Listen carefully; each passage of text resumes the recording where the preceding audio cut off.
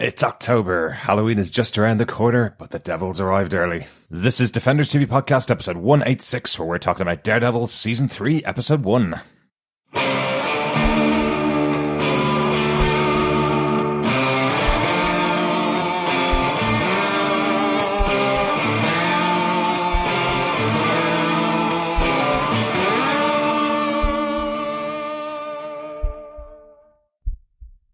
Welcome back, fellow Defenders. We are back with Daredevil, the granddaddy, I guess, of these Netflix shows. And we're here to talk about Season 3, Episode 1. We don't have a title for this one yet, because, as usual, we are recording a little bit in advance of the episodes coming out on Netflix. But I'm one of your hosts, Erik. Hello there, fellow Defenders. I am one of your other hosts, John. Great to be back for Daredevil, and yes, it is a comforting blanket, that theme tune, as it rocks on in its brooding way. Love it. Yes, certainly is. Unfortunately, Chris isn't joining us for this first episode of Daredevil Season 3. We got the episodes a little bit later than we normally do, and that meant that Chris, unfortunately, has work commitments, which meant that he can't come along for this episode. But he will be back with us later on for the rest of the season. Yes, we can't wait to have Christoph back, who is, of course, a big Daredevil fan. Mm-hmm. A bit like me now.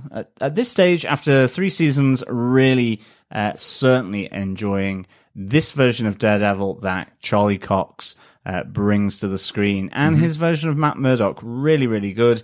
And of course, we'll get into that in our spoiler-filled review of Episode 1. For any of you coming new to Defenders TV Podcast, you can get access to everything we do over at our website. Go over to defenderstvpodcast.com. There is a subscribe section to any good or evil podcast catcher of your choice. Please head on over and subscribe, rate us, and leave a review. And of course, you can find all our podcasts there for this 3rd season of Daredevil over on your favorite podcast catcher. Yeah, and we're still hoping to release 2 episodes a week for Daredevil, but that may not be possible. We'll do our best to get our episodes out twice a week throughout this season. Yes, and of course you can head on over to facebook.com/groups/Defenders TV Podcast, where, as usual, we will put up our spoiler posts for all the members of the group to comment, discuss, leave their views on each episode of Daredevil Season 3. And of course, any of the feedback there, any of the discussion points, we will read out on our feedback section after we have covered our top 5 points, which is the way that we do it. Or should I say, our case notes for Daredevil. Yes, we take 5 top case notes of the episode and discuss them in detail, and then of course we look to either defend or not defend the episode, depending on how good or evil it is. Exactly. Unfortunately, quick other apology before we get into our details of this episode. We did say we were going to have our review of Venom, the latest movie from Sony in the Spider-Man verse, sort of. Unfortunately, we didn't get time to record that before we started our coverage of Daredevil. We may get it recorded, but it will most likely be in time for the home release on DVD and Blu-ray later on in the year. Yes. Unfortunately, the stars did not align between myself, Derek, or Chris for us to bring you the Venom podcast, which is kind of sad, really, because I'm a little gutted by it, because I have to say, I really enjoyed Venom as a movie, so I cannot wait to hear Chris's thoughts on what he thought of it. He's a big Spider-Man fan, above all else in the Marvel Universe, and of course Venom being such an antagonist and villain to Spider-Man. I'd really like to get to know his take on Venom, but unfortunately, yes, the stars just did not align between the 3 of us to be able to sit down and discuss that movie released back at the start of October.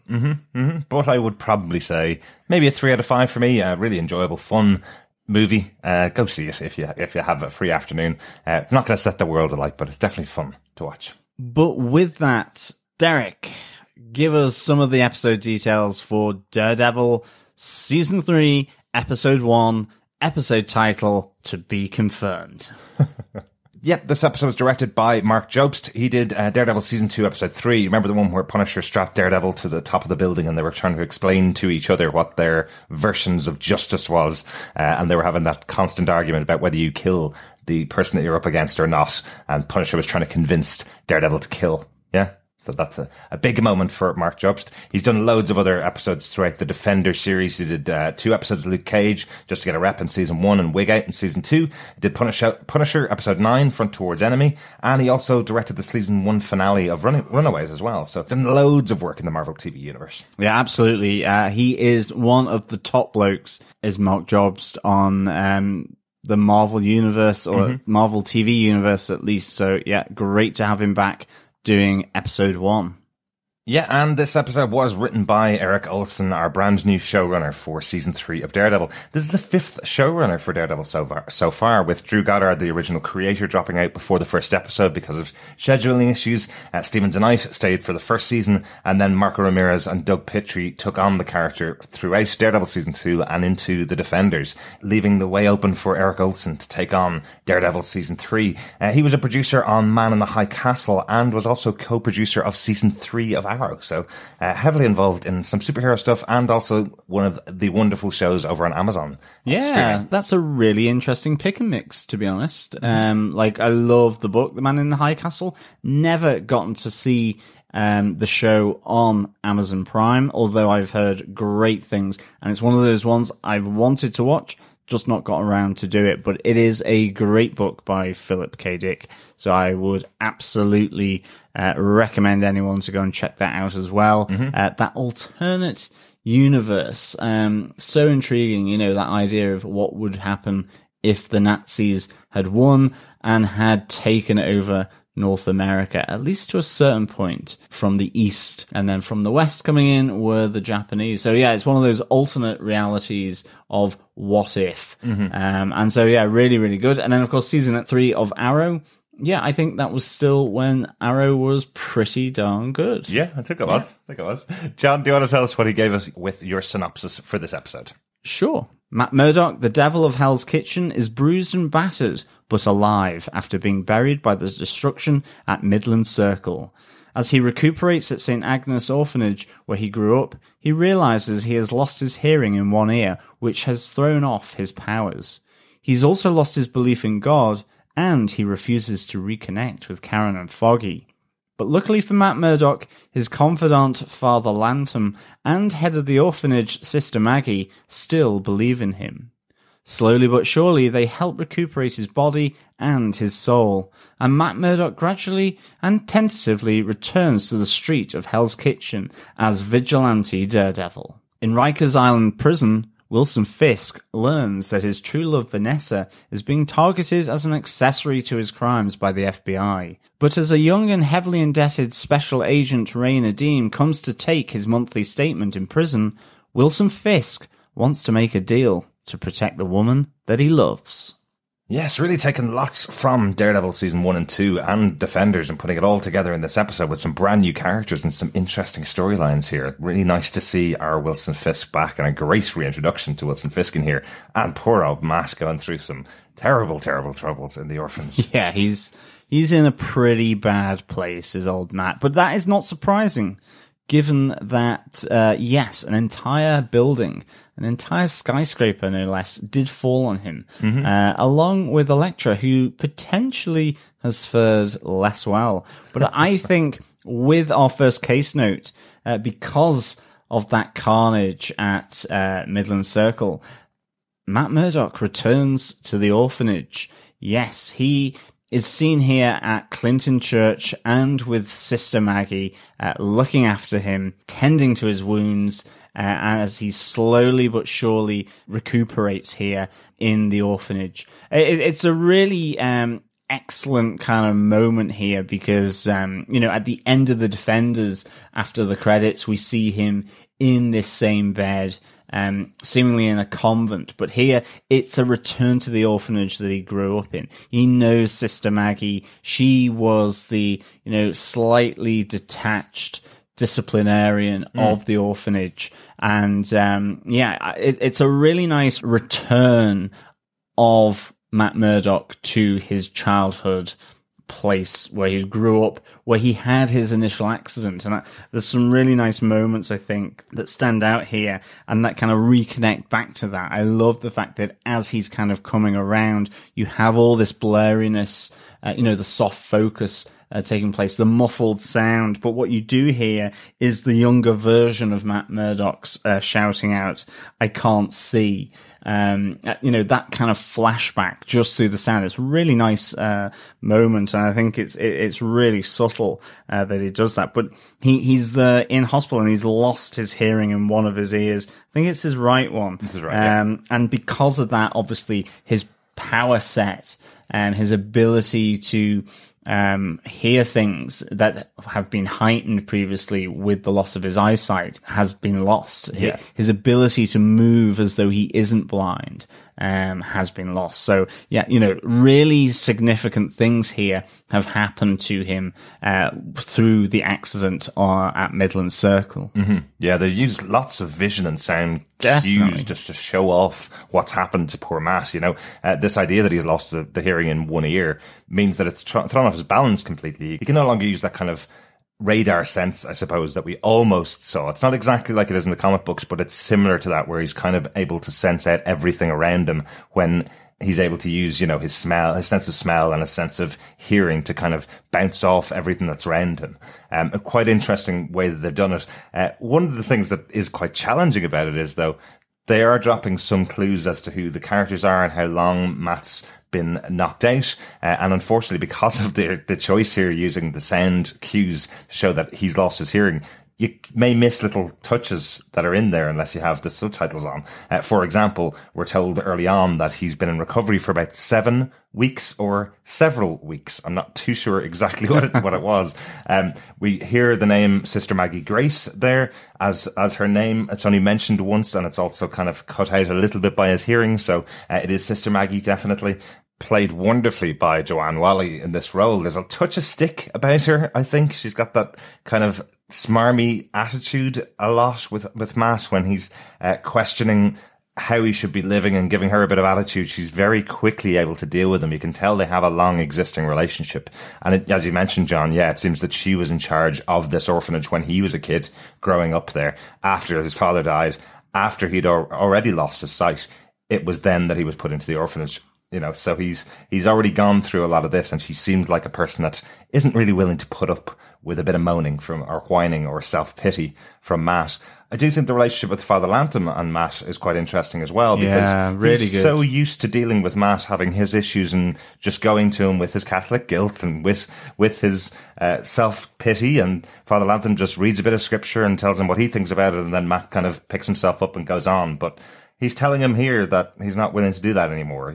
Absolutely, yeah. He makes a very definitive moment of turning his back on Father Lantom when he says, "Do you want to take communion now and give me your confession?" And Matt turns his back on him and goes, "Not now." We hear later on Sister Maggie saying to him, "Would you join me for Mass?" And he says, "Maybe next time." So he's very much making this statement throughout this episode that he feels different than he did. I think it's one of the great images of this first episode, actually, for me, where Matt turns his back on Father Lantom, and you have that close-up of half of Matt's face. He's cut, he's bruised, he's looking bloody, and, it's not really so much that he's turning his back on Father Lantom, but he's turning his back on the religion that fueled him so much. And it's a really good way of showing that gradual change in Matt Murdock's mindset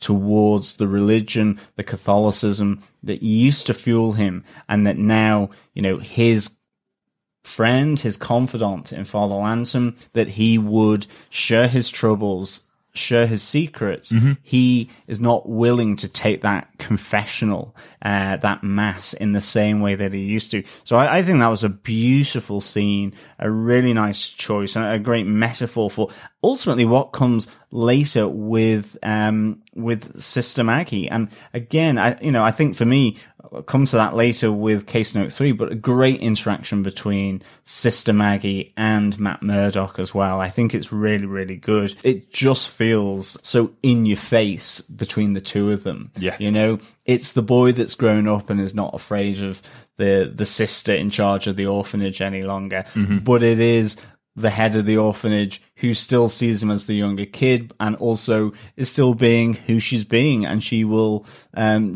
be pretty honest and brutal to him as well. You know, she will say it as she sees it. So I think this is really, really nice, to be honest. I think the other thing is, obviously, with it being a Catholic orphanage, there's a lot of crucifix imagery going on in this, but I did like the crucifix image of Matt with the fiery sky as he falls into this flooded basement of Midland Circle.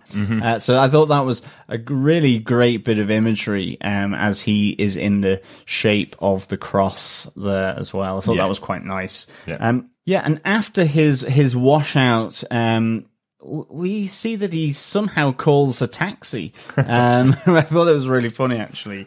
You see this yellow taxi turn up. And of course, we're always asked to look out for potential Marc Spector, aka Moon Knight references here. And of course, Marc Spector does drive a cab around New York. And we just kind of wondered, that's really good that, a taxi driver has come to save him. I wonder if, although it did kind of look slightly Wilson Fisky. So it could have been slightly hallucinogenic, I suppose, in a way, or whatever. But I think certainly it was just in the credits. The taxi driver was unfortunately called something like Mr. Taxi Driver. The taxi driver, yes, unfortunately. But you never know. It's very doubtful that that's our Moon Knight moment for the series. And remember, it is New York, which is just full of yellow taxis. So we'll be keeping an eye out, though, just to see if there is an appearance by him in the future. And let's get on to case note number 2. Karen goes and visits Matt's apartment, and they finally do the thing we've wanted them to do for so long. That moment at the end of season 2 of Daredevil. Remember, it was a big cliffhanger. We had Matt turning up with the mask and revealing to himself that he is Daredevil. And we never really got to see her reaction because it moved on to the series of Defenders where they couldn't really encapsulate her real reaction to Matt. They didn't have that moment of what happened directly afterwards. So we get a flashback as she's in the apartment, seeing exactly how she reacted, seeing how mad she was at Matt, but then also stating that how could she be mad at the person that saved her life as well? So they did start to develop their relationship a little bit, and a little bit more than we saw in the Defenders, which is really good. I'm really glad they had that moment. I love that we have her trying to compare Matt to Frank Castle, saying that, why did he give such a criticism of Frank Castle when he's Daredevil? And Matt's instantly going, well, it's because I don't kill, and this guy kills. I've read his heart. He's shown me who he truly is, and I'm not like him. And it's a good argument for those two characters to have. Yeah, I thought this was really nice that they revisited this moment between these two. I thought it really gave a sense of Karen's anger, but also the fact that she was trying to rationalize why she wasn't angry and also was angry. I can't be mad towards someone who tried to save me, yet I am. She's trying to kind of rationalize it so much, and I think it adds a lot to season 2 of Daredevil and that storyline ultimately when you watch it back. So I thought this was a really good thing to do. I think in general you needed to reconnect with these characters within the Daredevil universe. It's been 2 years, maybe slightly more. We've seen them, yes, in Defenders, but that's as an ensemble. And so, yes, Karen and Foggy were there, but they were only there in part in many respects. Yeah, I couldn't really just jump into their storylines as much as you would want to if it was their own show. And it kind of has to bring them all back to that place where it was at the end of season 2. Remember, this show was announced in June of 2016 that we were getting a season 3 of Daredevil, just after the show had come out, the second season of the show had come out. So we knew it was coming, but it just feels like such a long time. It's 2.5 years, That's really difficult for anybody to keep it in their mind exactly what happened in the last season. So really necessary for them to go back over some of these storylines And also, obviously, the fact that Karen Page played such a huge role in Frank Castle's life during Punisher Season 1, you know? Really important to address why she did that and why she felt that what Frank Castle was doing was similar to what Daredevil did, even though Matt doesn't feel it's the same. Yeah, I think that was a great moment where, you know, she goes, I wouldn't judge Frank Castle, and Matt Murdock is really saying, well, maybe you should. The guy's a murderer. I'm not. And then Karen, of course, kind of says, well, people have different motives and come from different places. But in effect, he's right. You know, they are very different. And it's nice to have that moment as well. I think one of the thing here is that we do get Matt explaining his powers to Karen as well, explaining exactly how he's able to tell, you know, what she feels. He knows that she has gone for a walk and has done some kind of reminiscing because of how he can smell the food on her clothes of their favorite Indian restaurant that they went to, all that kind of stuff. Yeah. I love that moment. And you can tell, as he says himself, you can tell that she's kind of put off by that as well as being impressed by it in a way. So I don't know how dangerous that is in a relationship, to tell a person exactly what's going on in their mind and that you can almost read their mind just by your senses. Well, yeah, absolutely. And I think this moment where Karen visits Matt's apartment is, you know, it takes you back to the events of season 2, but it also brings you back to the events of the Defenders. And we see here Karen, you know, she's maintaining his rent on his apartment in New York. Yeah. You know, it's probably a huge problem to carry these 2 rents in New York, let alone one. And of course, she brings Foggy in to pay some of the bills as well. And so that reconnects Foggy with Karen. You know, there was that kind of tension between Foggy and Karen in the sense that you kind of got the sense that Foggy had some kind of feelings towards her, but she was becoming more and more obsessed with Daredevil. And then, of course, the reveal that Daredevil was his best friend, Matt Murdock. Yeah. You know, so again, reconnecting with these 2 characters was really good. You know, Foggy delivers a good amount of sobering truth here. You know, Matt's gone. You know, a building fell on him. Still holds out hope that he will come back. She says, I'm keeping, you know, his apartment going until he gets back. Yeah. So this is a really nice moment because you saw how much it affected the 2 of them at the end of Defenders. So I really enjoyed these scenes in Matt's apartment. And it is a tough balancing act for any showrunner to do something like this, or any writer to do something like this, because we as the audience are seeing Matt, you know, in other scenes just down the road. So how do you keep the emotional weight in there? So it's good that they have Foggy taking a bit of blame in here, that he blames himself because he's the one that brought Matt the Daredevil suit. If he hadn't done that, as he says, if he brought him a pair of tracksuit bottoms, then maybe Matt would have just sat on the couch and let everybody else go out and fight, and he wouldn't be the one that's dead.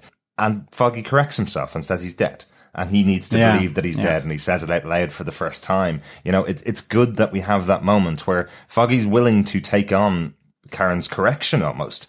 Whereas what Karen believes that he would do is go, actually, maybe you're right, I am still holding out a bit of hope. But he doesn't do that for any more seconds than he needs to. The minute Karen points it out to him, he goes, you're right, I'm going to now say it, and I'm going to now accept it like you should, Karen. Yeah, no, I mean, it was really good. And I think what makes this even more melancholic in a way is that just before we get to that scene where Karen is coming up the stairs to the door of Matt's apartment, you know, you have seen Matt in the orphanage just after Maggie, Sister Maggie has said, this isn't a convalescence home. You're over the worst of it. You're in recovery. You need to get out and go somewhere else. Yeah. Is there anyone that you can call? And of course, he keeps Foggy and Karen out of that loop. He says, no, I haven't got anyone to call. He doesn't call them. So you have that juxtaposed against the 2 of them longing for his return. Matt is returned,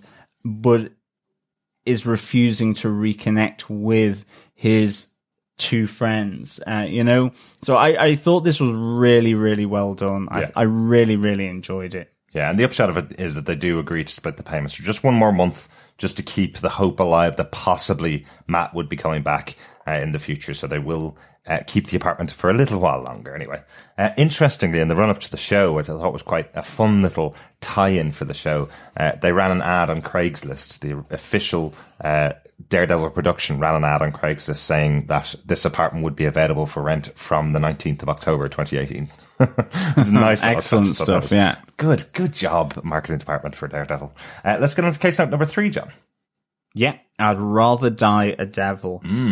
I think this is a fantastic part in this episode. I think it's really where Sister Maggie and Matt Murdock clash together, or should I say come together, in this moment. It's got some great dialogue scenes, and I think this is what I was kind of alluding to in case note 1. There is great interaction between Matt Murdock and Sister Maggie, especially in this moment where he renounces effectively his trust and his belief in God, and what he used to believe in as Daredevil and as Matt Murdock, and why he put the devil suit on. I think this is a really nice moment between the two of them. They gradually move him down to the crypt when they realize that he hasn't got anywhere to go. And Sister Maggie's still a bit miffed by all of this. And ultimately she thinks that he is kind of just sort of kicking around, really, sort of wallowing in his own self-indulgence. And there's a great moment where she calls him a coward, as the coward in the crypt, I suppose.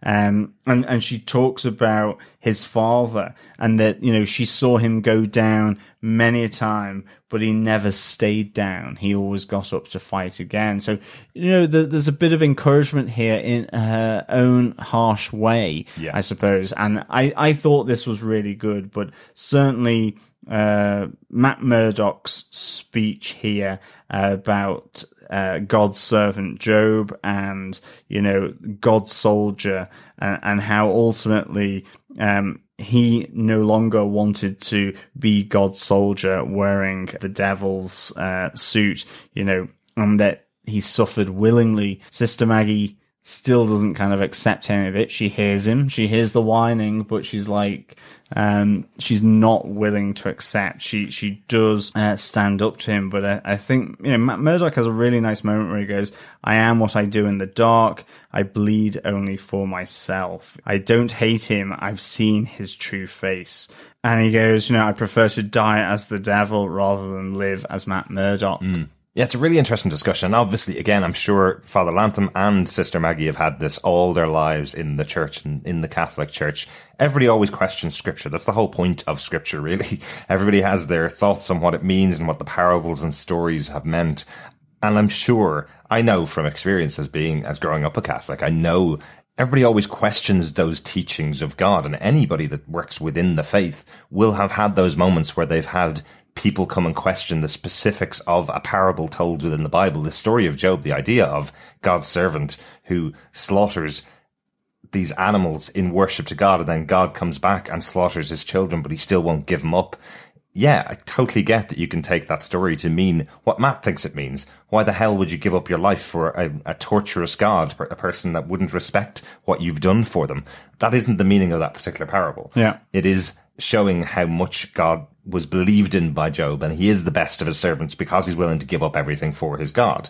It's an Old Testament parable, so you can kind of see what the meaning of it was there, but every single piece of the Bible is being torn apart by someone that is going through a crisis of faith like Matt here, and I think it's a really good choice to do this. This is something that Matt goes through quite often. He is a Catholic. He does have those moments of questioning his religion, and having someone as strong in front of him as Maggie, who's dealt with loads of orphans over the year, going through many, many troubles, and someone like Father Lantom, who's gone through all of Hell's Kitchen around him, going through many crises over the time. So having those two characters on either side of Matt is always a good choice for this show. Really, really enjoy those moments. Definitely. I mean, I think as well here, Charlie Cox is absolutely phenomenal. His facial expressions, his mannerisms are just excellent. The way he portrays Matt Murdock with the loss of his hearing, falling over that kind of stone bench, trying to figure his way around the space. I just think it is really, really good. And the expressions on his eyes and his face, the look of hurt or the look of bewilderment whilst his eyes are trying to look around or up to try and just moving around to the sounds that he can hear. And I think just how that plays with the soft focus and the muffled sound, as well as a choice by the director and the script writers, is really, really good. But I mean, you have to give props to Charlie Cox here. I just thought he was phenomenal. Yeah. Thought it was really, really good.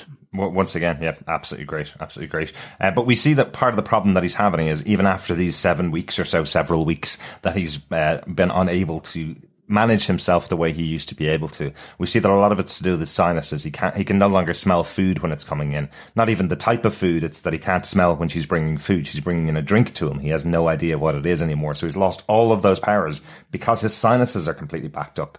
And she thinks a hot toddy will cure this for him. Sister Maggie believes that this might help him out. But he does find something to clear out his senses, his sinuses. Yes, he does. It is a nasal douche, or I suppose the trade name would be a neti pot. Right. Yes, which, to be honest, I've done that a few times. Mm-hmm. I've used one of those because I have kind of sinus issues. But certainly, thankfully, that amount of blood certainly doesn't come out of my nostrils. Yeah, I was like going, oh my God, the guy's going to die. I know. But he does describe that to Sister Maggie beforehand. He says all he can smell is blood and ash in his sinuses because of how much is in there from the explosion. You can kind of see, how bad it must have been. Well, and coming through the sewers like he did, who knows what's up that nose? But certainly it was just like, whoa, okay, that is a bloody nose for sure. Absolutely. But I mean, that moment afterwards, I absolutely love where he touches and you kind of get that scratchy vibration as he touches the mirror and the edge of the glass and the floor, and he has that conversation with Sister Maggie about there are 6 underground lines that run through here, there goes the number 6, and she's like, well, you're just showing off now. Really, really good. I think also, quick thing, we do have a whiskey watch here, and I think for the first time in absolutely ages, or if not, it's the first time ever we get an Irish whiskey. We get Jameson's, just a little nagging of Jameson's whiskey as well. It makes a lot of sense for it to be Matt Murdock. And, absolutely. And the residents of Hell's Kitchen, a lot of Irish Americans there. So, of course, Jameson will be very popular there. So, well done, guys. Yeah, I love that this is modern medicine at its finest. Absolutely. Whiskey and pills. I love whiskey, pills, and a slice of lemon. And I love Sister Maggie goes, if you want modern medicine, you can get out and go to hospital, Matt. It's like still another little dig at her, and he gets told off straight away. Again, lots of stick about Sister Maggie. Really do like her. But yeah, as you say, he goes straight back to his former training regime, and we see him instantly going back to get the punching bag and doing his push-ups the minute he knows that he's able to feel again, I suppose. And Sister Maggie gets a boxer in with Father Lantom to test him a little bit. Yeah, no, I love this. I love that you have that kind of conversation of the two of them whispering, saying, well, it's the only thing that's got him out of bed so far is the fact that, he's able to train and all that. And they've brought in this boxer to really find out how he's doing. And, there's a good bit of sparring here, and I really enjoyed it. And I did like that moment where after kind of that first little bout, the boxer turns back to Father Lantom and he goes, he hits hard. He hits hard. Really, really nice. But then, of course, he does wallop Daredevil's bad ear, or should I say Matt Murdock's bad ear. And so he's kind of disorientated again. Yeah. And kind of loses it. And again, just phenomenal acting by Charlie Cox here. I thought it was really nice little fighting scene here between him and this boxer for hire. Yeah. And also very important that he gets hit in the ear because he didn't take Sister Maggie's advice of putting the helmet on. If the boxing helmet had been on, he wouldn't have had that instant reaction to the punch in the ear. I do love the comment from the boxer as he walks in and goes, "You want me to punch a blind guy? Well, I suppose it's better than 10 Our Fathers, isn't it?" Nice little touch. So I guess he obviously went in for confession, and Father Lantom said, "Hey, come on downstairs and we'll have a little fight." This is a nice little touch. Yeah, but I mean, certainly we have this rocky moment that ultimately propels him even further to wanting to get back on the streets of Hell's Kitchen in his vigilante black outfit of Daredevil from season 1. Yeah. A remade version of this using kind of the laundry from the orphanage and the convent attached to it. So a really nice moment here where, and again, all of this has been kind of teased out of him by Sister Maggie in these scenes where she's talking to him and in effect challenging him, riling him up, and also through Father Lantom, bringing in the boxer and we've seen Father Lantom play more of that sort of second cop, not necessarily a bad cop. That's certainly played by Sister Maggie, but he's that familiar face, I suppose, or sound for Matt Murdock, and ultimately, he sees these new shoots developing from Matt Murdock as well. I have to say, I love that moment with Matt sitting downstairs as Sister Maggie goes up to the mass that she's invited him to, and as the choir begins to sing, you see Matt sitting there kind of taking stock of where he is right now. He's just had the fight, he's just been beaten, wondering whether he'll ever be to his real physical best. And then he goes and makes the vigilante suit. It does throw a question up for me. I want to talk to you about this really quickly, John.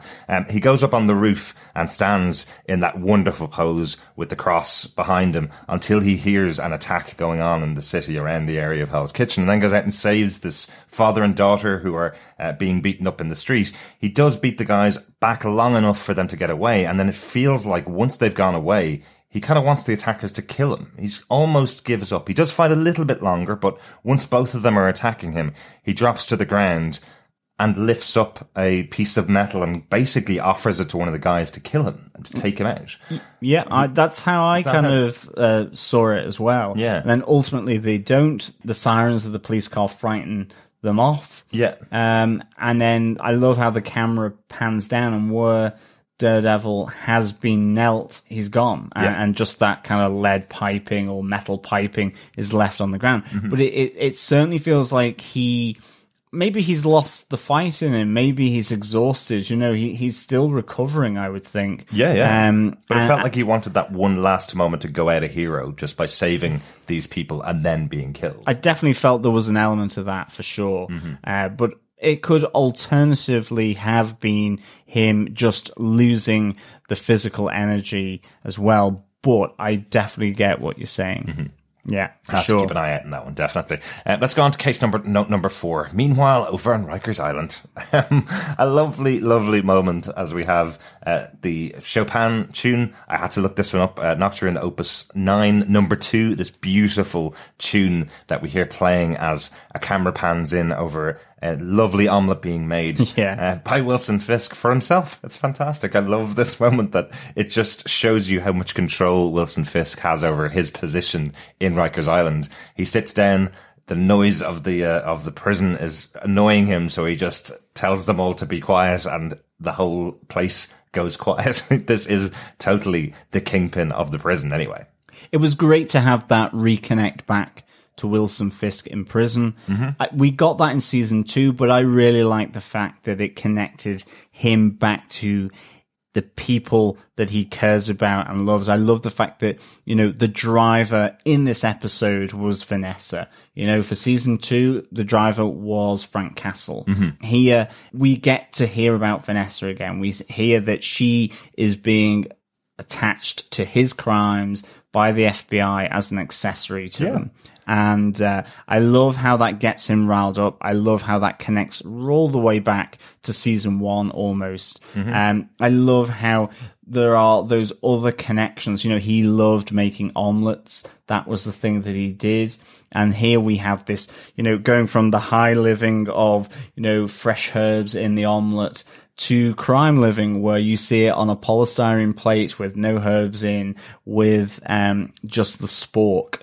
That's a really nice little touch to how that scene is captured. He is someone, you know, as we find out, that has the lawyers there. He is trying to do the appeal with the great Ben Donovan, the lawyer extraordinaire from Luke Cage, the person that dug Black Mariah out of so many scrapes with the NYPD, and has dug Wilson Fisk out of a few as well. So he's been around for a long time. But great to see Ben Donovan back in the show. But it also shows that Fisk doesn't see himself being in prison as much of a punishment at all. He's able to go away in his own head. He's able to have control when he needs silence in the prison. So he's able to do that.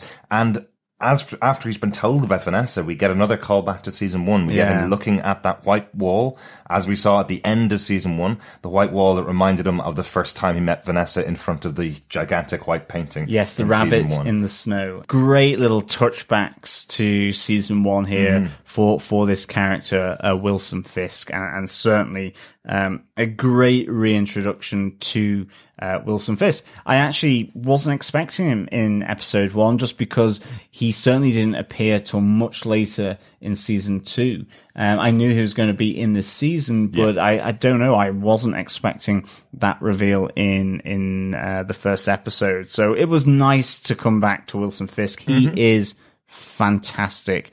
Played by, again, the awesome Vincent D'Onofrio. Oh, yes. So, yeah, great to see here Vincent D'Onofrio re-energizing Wilson Fisk. And I think that brings us on to case note 5.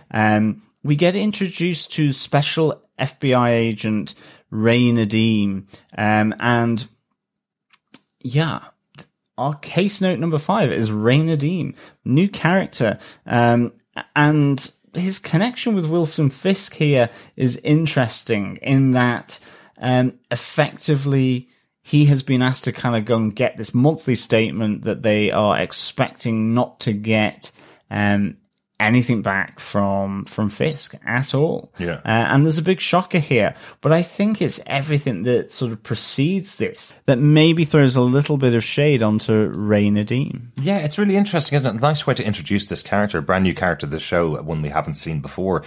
Really interesting to show him as being a man struggling with money. He does have a loving family around him, which we've seen a number of times on these shows. A criminal with a loving family around them is not something brand new, for example. But we see that he's put his family into a lot of debt because of his sister-in-law's cancer treatment. She couldn't get any kind of financial assistance for this treatment that she so needed. And she's gone into remission, so all the work that he's done and all the money that he's put into it has achieved its goal. But unfortunately, we didn't have any subtitles for this section on our preview screener, but I know this section pretty much stands out. You can tell what's being said. His wife is saying that they've run out of all the money on all of their cards, not just the one that he's talking about. Everything from the MasterCard to the library card she tried, and she couldn't buy anything at all. So he's gotten himself into a really bad situation, which is highlighted when he goes to ask for promotion from his boss, Tammy Hatley in the FBI. She tells him that the reason she's been pushing off his discussion about his possible promotion is because she knows all about his financial problems. We go into great depth on the podcast about a lot of things, and I did have to look this one up, so I'm going to share it with the listeners. Yeah, absolutely, because I found it fascinating, absolutely fascinating, the reason why she was holding him back from that pay review and everything around that promotion, I suppose, as well. I thought it was absolutely fascinating. I didn't find this hugely fascinating, but I know it, so you're going to know it too, fellow defenders. She says his FICO score is 523. If you're not from the States, you probably have no idea what a FICO score is. It's basically a scoring system that determines whether you can get a mortgage or not. And the FICO system goes from about a 300 to about an 835. So if you're working for the FBI and your FICO score, which is your financial scoring, is somewhere in the 500 range, it basically means that you're not going to be able to get a loan. It means you're under huge financial pressure. That mostly comes across really well. But just in case you're wondering what the heck is a FICO score, okay, that's what it is. I do hasten to add, I didn't find that fascinating because that is effectively whether you can get a mortgage. So, fellow defenders, just to highlight the fact, not the FICO score, I just loved the fact that because of all this debt that he has, she sees him as potentially that he's a recruitment target, that he could be bribed, he can be corrupted because of the debt that he holds. Yeah. So that's what I found fascinating. The fact that she wouldn't kind of give him extra money so he could get out of debt, but actually she didn't want to progress him any further because he would know more and more sensitive information as he moves up,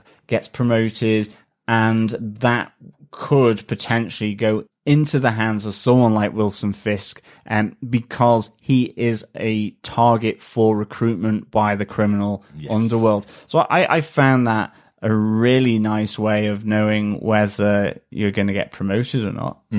I know, it's a really interesting idea. That concept is really cool, that he's on a bit of a watch list because of his financial problems. And that gives us a little interesting moment at the end of the episode where he's gone out on the run to talk to Fisk, as John mentioned. And Fisk says to him, first he says, have you ever loved someone so much that you would do anything for them?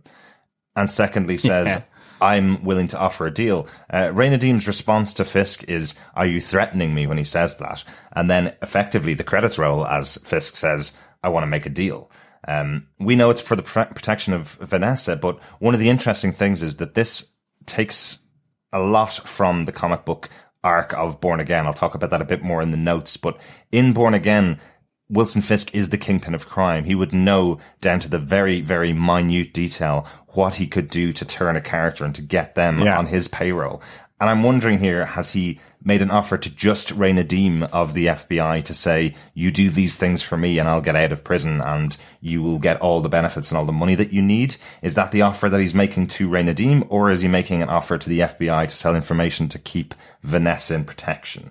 I'm wondering what way it's going to go in the next episode, because this isn't our comic book Kingpin. This is the Wilson Fisk of Daredevil Season 1 and Season 2, who hasn't got that power just yet, but he definitely has his finger in a lot of pies and definitely has a lot of knowledge about everything that's going on. Yeah, he knows that information is power, intelligence is power, and he holds a lot of information on a number of different people. Yeah. He's still got the connections on the outside.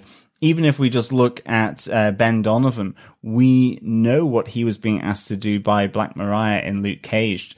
The idea that he wouldn't also, contravene the lawyer's code for Wilson Fisk is probably he is going to do that. So Wilson Fisk has got the outside connections. Yeah. So it is a great moment where he goes, I want to make a deal. As you say, is it to the FBI as an organization? Is it to Ray Nadeem, the massively indebted special agent who has significant financial problems to the point that all the credit cards are maxed out? What did his wife say? I had a payment snafu trying to get cooked turkey. So really, really interesting. And of course, that presumably will develop as the series goes on, but a great little moment because Wilson Fisk does know how to play the game for sure. And a great way to introduce this new character, because we haven't seen it really with an FBI agent before. We've never really seen an FBI agent on the turn this way before, where you're introduced to him not knowing what the job is. You usually get introduced to them with their job first, and then later you find out they might have had trouble in the background. But in this case, I absolutely thought there was going to be something with Ray. I thought that he was filling up his gun with bullets to go and kill someone, to get money or to go and rob a bank or something like that. And then you find out actually he's walking in for a possible promotion in work in the FBI. It's quite interesting. So definitely be watching that on the next episode. I think that's it for all of our case notes, but I've got a few notes about the episode, John. Yeah. First one, I know we may have mentioned it earlier on in the season. My first note is just that we get reintroduced to St Agnes as the orphanage, where Matt grew up. We have seen it sort of in the previous episodes, seen it mentioned, but I just can't remember if we ever mentioned that Daisy Johnson from Agents of S.H.I.E.L.D., Quake from Agents of S.H.I.E.L.D., also went to St Agnes's. There's a possibility that they know each other or had spent some time around the same time as each other. So, fellow defenders, keep watching those photographs in the background in case you might see Daisy Johnson on a photograph of some of the orphans who went to St Agnes's in the past. Yeah. One of my notes is certainly the beautiful piece of music playing in Riker's When We Visit Kingpin, as Derek mentioned, is Chopin's Nocturne Opus 9 No. 2, which has been featured in absolutely tons and tons of movies and other TV shows as well. Beautiful music, and yeah, it really is probably one of Chopin's most well-known pieces of piano music. Yeah. So a great little bit of music there. I certainly remember Mads Mikkelsen's Hannibal and that music in the background at some point during Hannibal. He wasn't eating an omelette, though. I don't think he was. No, he wasn't. Maybe had some fava beans and a nice Chianti, though. Some images in this episode are lifted directly from the Born Again story arc by Frank Miller. Not going to get into too much exactly what happens in that story arc, but quite interestingly, there's one moment where Matt falls out of bed to the floor onto the lap of Sister Maggie. She calls him a stupid boy as he falls. But she puts his head on her lap, kind of in the opposite direction, bit of a flip from the panel from the arc of Born Again. But that's about 3 or 4 issues into the 6-issue arc of Born Again. What we've seen before that in the story arc is Matt being broken down to this level and kind of building himself back up from this moment where he meets Sister Maggie. This being at the start of the arc, following on from the Defenders, just slightly changing up what's happening in there, but quite interesting.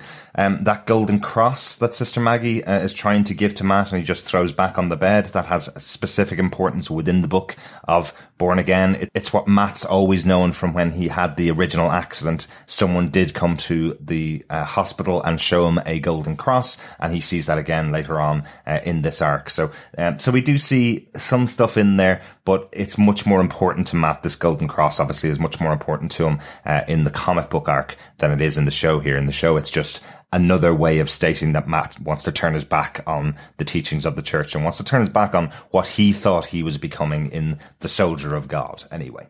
Yeah, excellent stuff. It'll be really interesting to see to what extent they take from Born Again, that story arc by Frank Miller and David Mazzucchelli. Yeah. Is it just going to be the odd image, certain elements of it in terms of storyline or arc? It'll be really, really good. Will indeed it throw a few of the curveballs that that storyline did as well with regards to this relationship between Matt Murdock and Sister Maggie. Yeah. So it would be really, really good. That's really interesting. And just to stress, it's not going to be a translation of the Born Again story arc. If you want to go out and read that, you should be fine reading that without spoiling the show for yourself. Because unfortunately, as we've seen from these Netflix shows, a lot of characters that appear in these kind of comic books have already gone on the show. They're already dead, so they're not going to be able to be featured in this storyline. But I think they're going to take a fair bit from it. But definitely, if you want to do some further reading, I would suggest Born Again. Well, one thing left for this episode after our notes are done. John, do you defend the Season 3 premiere of Daredevil? I really do defend this episode of Daredevil Season 3. I would give this 4.5 crucifixes out of 5. I think for me, this was a great refocusing back to Matt Murdock and, a nascent Daredevil back in his black suit. I think just how it was shot as well, that you had Matt a lot of the time in focus and everything around him in soft focus, to me just heightened this fact that this episode really does look to bring Matt Murdock and his story front and center, at least in this episode. And I think that's really important given that we're 2 years since Daredevil Season 2, and it's great to reconnect directly to these characters within Daredevil after 2 years away and after their previous reappearance in the Defenders. And I thought that was done so well here, and especially in those scenes with Karen and Matt. Karen in his apartment on her own, and then Karen with Foggy talking about Matt Murdock. So many different levels there, so many different layers, all within a scene of maybe about 10 minutes, a flashback, and the current, really, really good. So well done. And at the same time, we get the introduction of Sister Maggie, and we get to find out more about Matt's past in terms of his time spent at the orphanage at St Agnes. And we just have that journey of Matt sort of gradually recuperating. But he's different. It's not like he's just simply going back and being Daredevil. He puts on the black suit. It's a resetting of Daredevil. He has changed his beliefs. There is a different focus as to him, in a sense, renouncing God here, being wary of his religion and his faith and sacrificing himself for God or in the name of God. So there's real heavy stuff here, but I really, really like it. And then, of course, we get Wilson Fisk on the other side, who is really reconnected back to season 1. Again, fantastic. Vincent D'Onofrio, along with Charlie Cox, are fantastic here. And I really enjoyed the introduction of this new character, the Special Agent Ray Nadeem. Such a great way of introducing him. He has financial problems, and just what that might entail with him, both in his job, but also what that means to him when he meets Wilson Fisk, and what might be going on there. So absolutely defend this episode of Daredevil. Such a great start to the season. Derek, do you defend this episode of Daredevil? Absolutely defend this episode. Exactly like you said, John, having the show off air for 2.5 years. That's something that only Netflix does. There's no other show that does that. There's no other series that you're watching 1 year and then you won't get any new episodes of your main cast in their own show for this long amount of time. We did have The Defenders, but that was trying to serve so many different masters that it didn't forward the story of Daredevil as much as it could have. There was definitely stuff in there that was really important for these characters, and they needed this episode. It's slightly longer than most episodes. It's about 52 minutes. So they needed this episode to tell the story of where Matt was at the end of season 2 with his relationships with those characters and where they got to by the end of Defenders. I love some little throwaway lines of, where's Elektra? Matt, we buried Elektra, says Father Lantom to him. What's wrong with you? He's going, I know you buried her, but she did come back and now she's really dead, and now I'm going through another mourning process on Elektra. They needed to just kind of layer this stuff in, but also tell a compelling story to get us involved in the characters again and get us interested to see what's happening in episode 2 of this show. And what a great way to do that, bringing back Wilson Fisk, bringing back Foggy and Karen and having their relationship reconnect together as friends who are going through a mourning process over Matt. It's really good to have those characters in there. And then, yes, the intrigue of what is going to happen with Kingpin. How is he going to manipulate the world around him to keep his loved ones safe in Vanessa? Really good to have them all in here. And I think it was absolutely necessary to bring Fisk in this first episode because, once again, he needs to feel like a central character, and he is another central character in the Daredevil universe. So great choices in here. Really, really happy about this, and really, really looking forward to episode 2 of season 3 of Daredevil.